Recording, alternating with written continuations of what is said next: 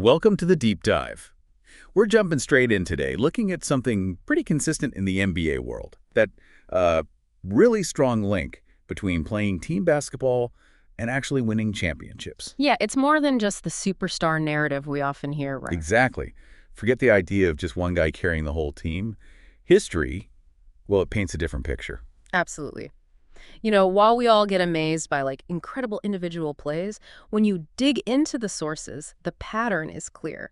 Real, sustained success, the kind that gets you rings, it seems, to rely on this deep, collaborative spirit. A commitment to the bigger goal. Precisely.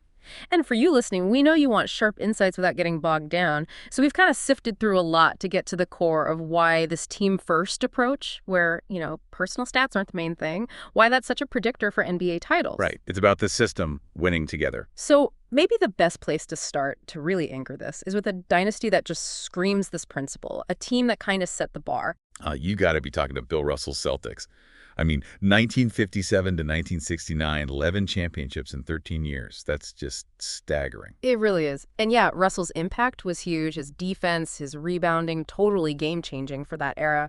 But it wasn't just his talent. No. Well, it was how he used it. His selflessness, his whole focus was making the team better, not chasing scoring titles, just winning. That's a great point. That selflessness is huge. But let's not forget the guys around him, too. Cousy, Havlicek, Sam Jones, Heinsohn. A ridiculous amount of Hall of Fame talent. Totally. But the magic, like you said, was how they worked together. The balanced scoring is key there. Different guys could lead them any night. Right. It shows their offense wasn't just about one or two guys. Exactly. It wasn't iso ball. It was about finding the open man. Constant movement made them so hard to defend. Yeah, you couldn't just key in on one player. And that whole team-first culture, driven by Russell and, of course, Red Auerbach, that was the bedrock. It really was. Okay, so let's jump ahead a bit. Different era, different style, but maybe that same core idea of unselfish play. Got to be the Showtime Lakers. Yeah. Right. The 80s. Fast, exciting. 5 championships built on, unselfishness. Really driven by Magic Johnson. Without a doubt. Magic was, individually spectacular. But what made those Lakers was his vision, his passing. He just had this knack for getting everyone involved. Made everyone a threat. It wasn't just Magic doing his thing, throwing fancy passes for show. He ran the whole show, elevating Kareem, Worthy. Even guys like Cooper and Rambis felt crucial. And look at that talent again. Magic, Kareem, Worthy, all Hall of Famers. But there was this real trust, this collaboration, Magic's leadership, his energy. It kind of stopped egos from getting in the way, didn't it? Yeah, he lifted everyone. Just a special talent who amplified the team. Okay, sticking with the 80s, can't talk Lakers without the rivals.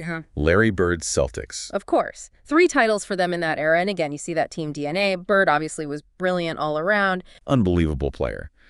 But his basketball IQ, seeing plays before they happen, making the right pass, that unselfishness was just critical for them. And look who he had with them. McHale in the post, Parrish anchoring the middle, Dennis Johnson's D and clutch shots, more Hall of Famers. It kind of feels like the Russell Celtics again, right? It really does. That ball movement, the tough defense, the balance. Yeah. It wasn't just the Larry Bird show.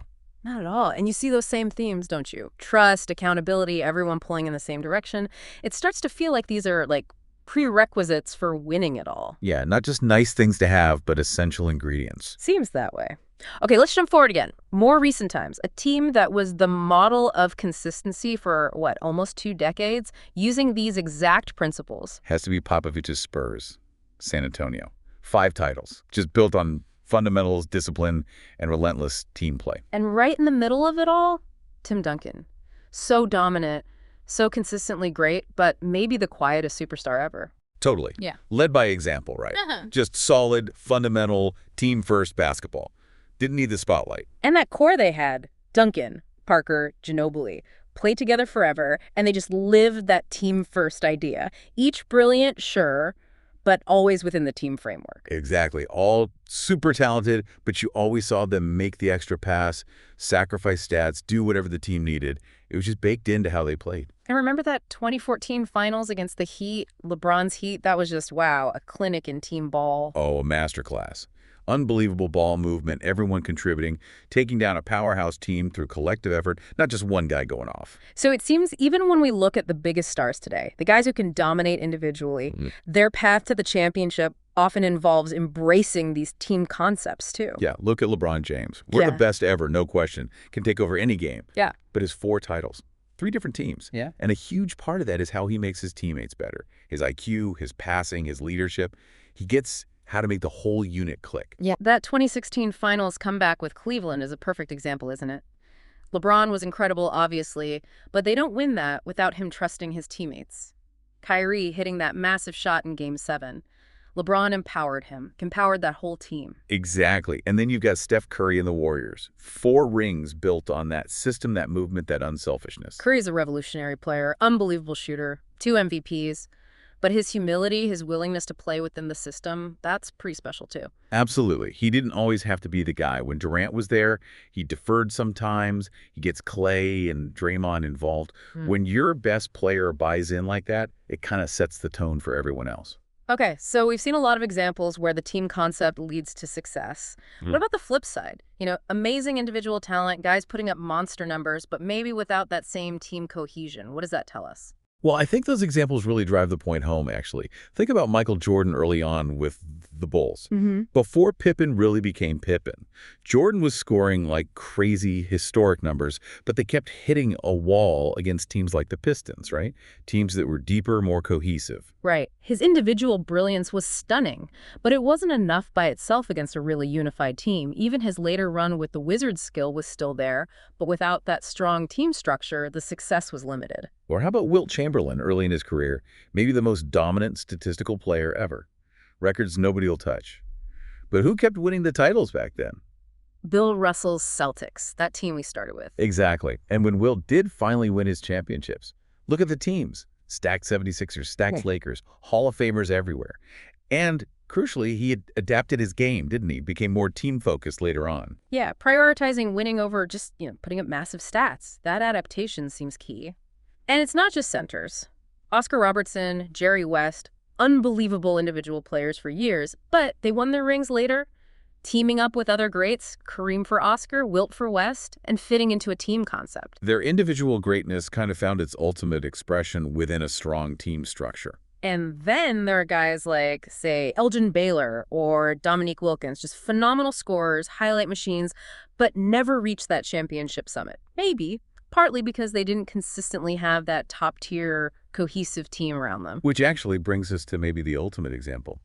The team that many people point to as like the purest form of team basketball, the gold standard. You got to mean the Knicks from the late 60s, early 70s, Red Holzman's Knicks. That's the one. Their whole philosophy, hit the open man, move the ball, play defense together, trust each other.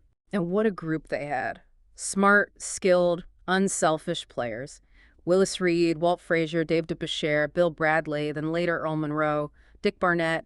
Just a really special mix of guys who bought in. Exactly right. No single guy dominated the ball all the time. Yeah. It felt like a true collective. Everyone empowered. Team success first. Think about the '70 finals. Everyone remembers Willis Reed coming out for Game 7, that inspirational moment. Oh yeah, iconic. Chills just thinking about it. But it was Walt Frazier who actually carried them that game. 36 points, 19 assists. Just dominant. It showed the strength of their system. Anyone could step up because the structure supported it. And then later, adding Earl Monroe, this incredible one-on-one scorer. And somehow he just fit right into that team concept in '73. Adapted his game. That adaptation says a lot, doesn't it? About the Knicks culture, but also about Monroe's willingness to put the team first. Yeah. That ability to win in different ways because they were so cohesive. That's what made them legendary. So when we look back across all these decades, this pattern we've been talking about, It seems pretty undeniable, wouldn't you say? it really does. Look, individual brilliance is amazing to watch. It's exciting. We all love it. But the evidence, championship after championship, it just points so clearly towards team cohesion, unselfish play, everyone focused on the same goal. That seems to be what consistently wins at the highest level. It feels like even the absolute greatest individual talents, the Jordans, the LeBrons, the Wilts, they needed that strong team element around them, that structure, those complementary pieces. And often they had to adjust their own game to finally get to the top. So Maybe here's a final thought for you, for everyone listening. As you're watching the NBA today, try looking at it through this lens we've discussed. Which teams, which players really seem to embody that team-first mentality? And based on history, what might that suggest about their chances for, ultimate success? It's just a different way to watch the game, grounded in what seems to work.